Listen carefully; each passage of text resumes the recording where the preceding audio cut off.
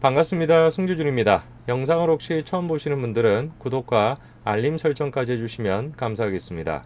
원래 영상을 보셨던 분들은 영상을 끝까지 시청해 주시면 고맙겠습니다.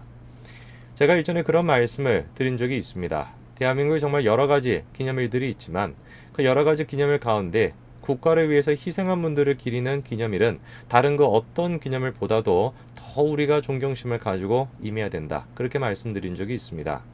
그도 그럴 것이 자신의 목숨을 국가를 위해서 내놓았던 그분들의 희생이 없었으면 현재 대한민국도 없었을 것이고 현재 우리도 없었겠죠. 당연히 우리는 그분들을 위해서 국가적인 차원에서 존경심을 당연히 마땅히 가져야 될 것입니다. 이런 차원에서 저는 이번에 6.25 기념식이 굉장히 관심이 많이 갔습니다. 70주년이기도 했고요. 과연 문재인 대통령이 6.25에 대해서 이 대한민국에 대해서 어떤 생각을 가지고 있는가를 확인해 볼 수 있는 일종의 지표가 될 수 있기 때문에 저는 이번에 6.25 기념식에 정말 관심이 많이 갔습니다. 이번 이제 기념식이 탁현민의 복귀작이다 이런 얘기까지도 나오고 있습니다. 그래서 그런 것인지 이번 기념식은 굉장히 겉보기에 화려했다. 저는 이렇게 생각이 듭니다. 드론도 나오고요. 여러 가지 이제 장치들이 동원이 돼가지고 굉장히 겉보기에는 멋스러운 그런 기념식이었다. 저는 그런 생각이 들었습니다. 그런데 그 멋스러운 기념식을 보면서 저는 조금 이상하다라는 생각이 들었어요. 마치 정말 포장이 잘 돼 있는 포장이 정말 잘 돼 있는 선물 같은데 그 선물에 알맹이가 없는 듯한 그런 생각이 좀 들었습니다. 6.25 기념식이라고 한다면 가장 우리가 중심이 돼야 되는 게 뭐겠습니까? 6.25가 갖고 있는 가장 중요한 메시지가 뭐겠습니까?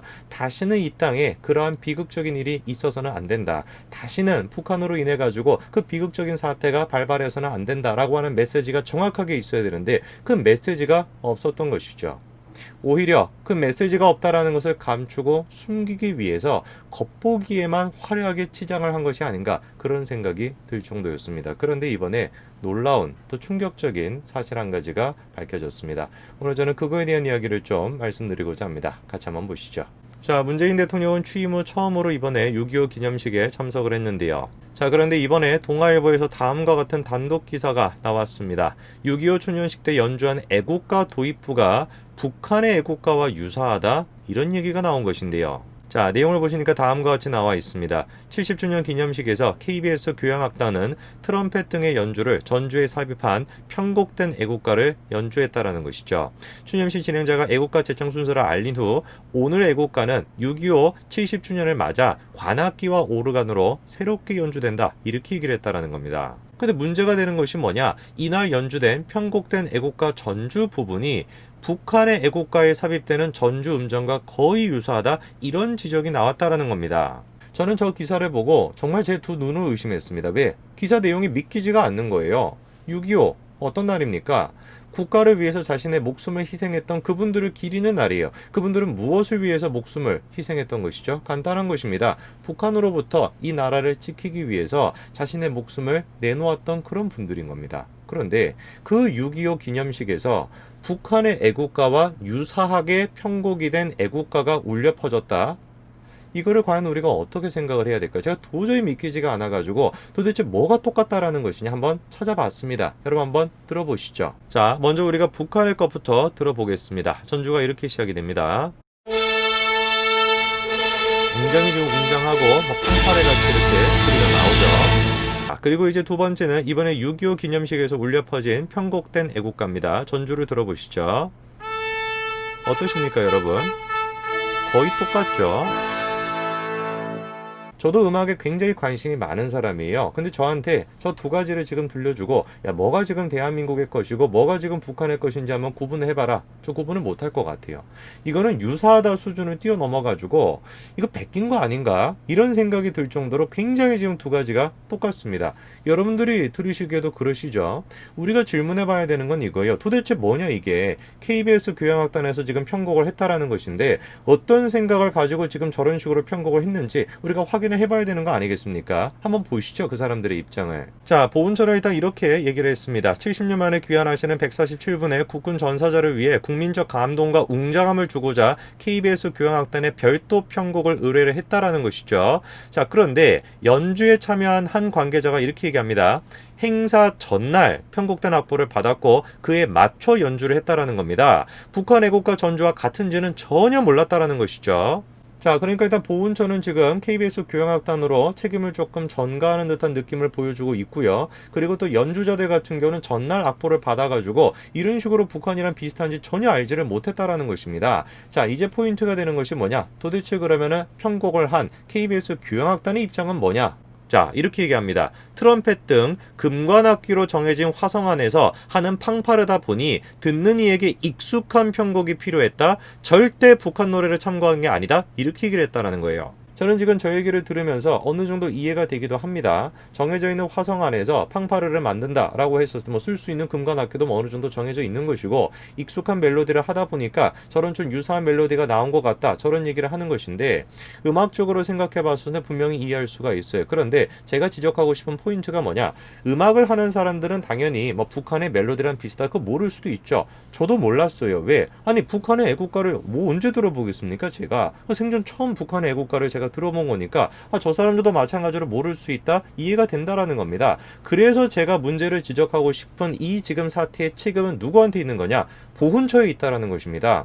보훈처는 당연히 알고 있겠죠. 그렇지 않겠습니까? 북한에 관해 가지고 당연히 보훈처는 알고 있는 것이고 알고 있어야 되는 것이죠. 그러면은 음악이 만약에 저런 식으로 나왔다라고 한다면 보훈처에서 어떻게 했어야 되는 겁니까? 야, 이거는 북한에 지금 그거랑 조금 비슷하기 때문에 이거 안 돼. 다시 좀 편곡을 해. 이렇게 얘기를 했어야지 맞는 거 아니겠습니까? 실제로 편곡된 애국가 도입부는 차이콥스키 교향곡 4번 1악장의 팡파르 선율과 굉장히 유사합니다. 들어보시면 압니다.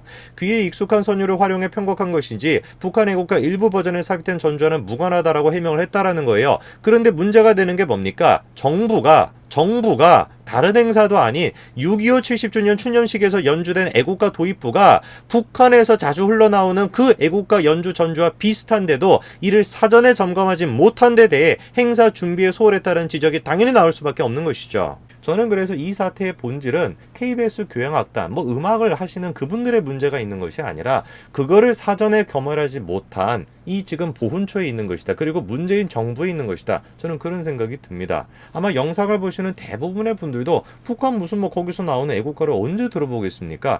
당연히 일반적으로 음악하는 사람도 마찬가지로 모를 수가 있다라는 것이죠. 그러나 문재인 정부는 모르지 않았을 것이고 알고 있었어야 되는 것이고 알고 있었음에도 불구하고 마찬가지로 이거를 검열하지 못했다. 굉장히 심각한 문제가 되겠죠. 그리고 이 사태에 대해서 책임을 져야 되는 사람이 누구냐? 바로 탁현민입니다. 자, 이번에 이제 기념식은 탁현민의 복귀작이다. 이런 얘기가 지금 나오고 있는데요. 실제로 그래서 그런지 굉장히 지금 웅장한 이런 장면들이 많이 나왔습니다. 드론을 활용한 그런 장면들이죠. 그리고 또 비행기에 저런 식으로 이제 또 쏴가지고 이미지를 굉장히 또 멋진 장면을 연출을 했는데 아까 제가 영상의 서두에서 지적을 했던 것처럼 기념식이라고 한다면 겉보기에 화려해야 되고 겉보기에 준비가 잘 돼 있어야 한다. 물론 그것도 중요하겠죠. 그러나 더 중요한 게 뭐겠습니까? 그 기념식의 의미인 것이에요. 겉보기엔 조금 허름하고 겉보기엔 제대로 좀 준비가 안 됐다라고 할지라도 그 행사에 참여하고 있는 사람들이 정말 진정으로 그 행사의 대상에 대해 가지고 존경심을 갖고 그 의미가 명확하게 드러난다라고 한다면 저는 개인적으로 저런 화려한 어떤 드론이 없다라고 할지라도 비행기에 뭐를 쏘는 게 없다라고 할지라도 더 의미가 깊을 거다 저는 그렇게 생각합니다. 그런데 이번에 행사 기간 동안에 이 애국가 말고도 계속해가지고 여러 가지 문제점이 지적이 됐었죠. 첫 번째는 뭐였습니까? 6.25 기념행사 최초로 일몰 후에 진행이 됐었습니다. 무슨 놈의 행사를 아침에 하는 것이 아니라 일몰 후에 하냐라는 지적에 대해서 뭐라고 청와대가 해명을 했습니까? 고령층 참석자의 안전을 고려했다. 이렇게 지금 얘기를 합니다. 이거는 드론을 좀 띄우기 위해서 저 멋스러운 장면을 연출하기 위해서 일몰 후로 정한 것이다. 저는 그런 생각이 들어요. 그도 그럴 것이 지금 장비를 다 갖춰놓은 거 아닙니까? 드론도 지금 다 준비를 해놓은 것이고 그 이미지 쏘는 것도 다 준비를 해놨는데 아침에 그거를 해버리게 되면 그거 보이겠습니까? 안 보이겠죠. 그래서 기본적으로 이번에 행사 자체는 정해져 있는 시간이나 그리고 모든 것들이 그냥 보여주기식 그 어떤 진정한 의미를 기르는 것이 아니라 보여주기식이었다. 저는 그런 생각이 들고 이것이야말로 문재인 정부가 현재 지금 국가를 위해서 희생한 분들에 대해서 갖고 있는 마음가짐이다. 저는 그렇게 생각이 들었습니다. 이런 지금 일이 한두 번 있었던 것이 아니에요. 일전에 또 어떤 일이 있었습니까? 청와대 보훈가족 행사에서 김정은 사진이 등장을 했었죠. 당시 나눠준 지금 팜플렛을 한번 보십시오. 이렇게 김정은과 문재인이 두 손을 꼭 잡고 있는 장면, 이렇게 이제 환하게 또 웃고 있는 장면, 이런 지금 사진이 팜플렛에 들어가 있었죠. 문재인 대통령은 모르겠습니다. 무슨 생각을 갖고 계시는지 모르겠어요. 과연 저분의 저희가 무엇인가? 왜 도대체 이렇게 끊임없이 북한의 편을 들어주고 대한민국의 정체성을 흔드시는지 저는 정말 그 의중을 모르겠습니다. 영상을 보시는 분들만큼이라도 다시 한번 그분들을 위해서, 이 나라를 위해 희생한 그분들을 기리는 그런 시간을 가지셨으면 좋겠습니다. 오늘까지 말씀드리겠습니다. 감사합니다.